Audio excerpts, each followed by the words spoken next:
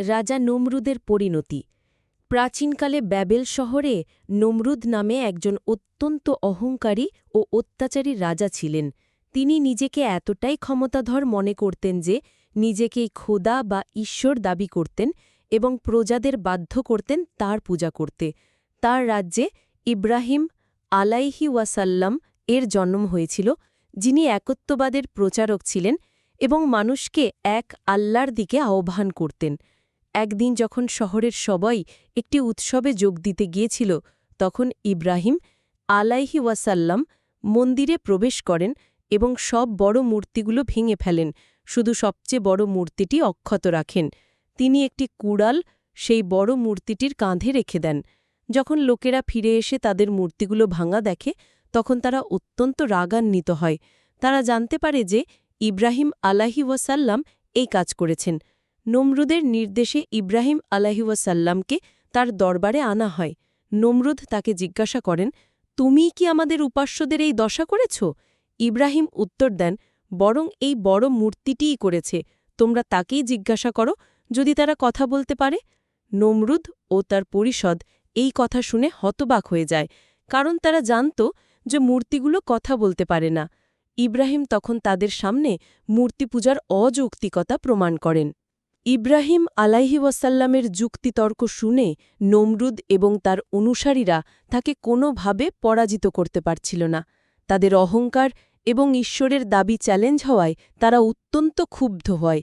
নমরুদ তখন সিদ্ধান্ত নেন যে ইব্রাহিমকে জনসম্মুখে কঠিন শাস্তি দিয়ে অন্যদের জন্য দৃষ্টান্ত স্থাপন করবেন। তিনি নির্দেশ দেন যে ইব্রাহিমকে একটি বিশাল অগ্নিকুণ্ডে নিক্ষেপ করে পুড়িয়ে মারা হবে। নমরুদের নির্দেশে একটি বিশাল অগ্নিকুণ্ড তৈরি করা হয়। কাঠের স্তূপ এত বড় ছিল যে কয়েক দিন ধরে কাঠ সংগ্রহ করা হয়েছিল। আগুন এত উত্তপ্ত ছিল যে কেউ এর কাছাকাছি যেতে পারছিল না। ইব্রাহিম আলাইহি ওয়াসাল্লামকে একটি যন্ত্রের সাহায্যে আগুনের মাঝে নিক্ষেপ করা হয়, কিন্তু আল্লাহ তাআলা তার প্রিয় নবীকে রক্ষা করেন। আল্লাহ আগুনকে নির্দেশ দেন, হে আগুন, তুমি ইব্রাহিম আলাইহি ওয়াসাল্লামের জন্য শীতল ও নিরাপদ হয়ে যাও। সূরা আম্বিয়া ৬৯। আল্লাহর নির্দেশে আগুন ইব্রাহিম আলাইহি ওয়াসাল্লামের জন্য একটি আরামদায়ক স্থানে পরিণত হয়। আগুনের লেলিহান শিখা তাকে স্পর্শও করতে পারেনি। ইব্রাহিম আলাইহি ওয়াসাল্লাম আগুনের মাঝখানে অক্ষত ও শান্তভাবে অবস্থান করছিলেন। এই ঘটনা নমরুদ এবং তার কাউমের জন্য একটি বিশাল নিদর্শন ছিল, যা তাদের অহংকারকে চূর্ণ করেছিল। এই ঘটনার পর অনেকে ঈমান এনেছিল, যদিও নমরুদ তার শিরিক ও কুফরিতে অটল ছিল।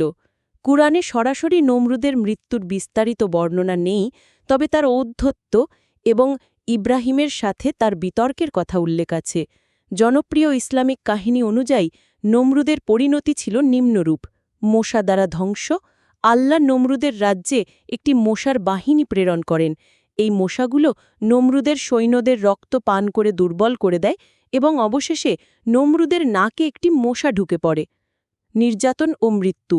এই মশাটি নমরুদের মস্তিষ্কের মধ্যে যন্ত্রণা দিতে থাকে। যন্ত্রণা উপশমের জন্য নমরুদ তার মাথায় জুতা বা হাতুড়ি দিয়ে আঘাত করতে বলতেন।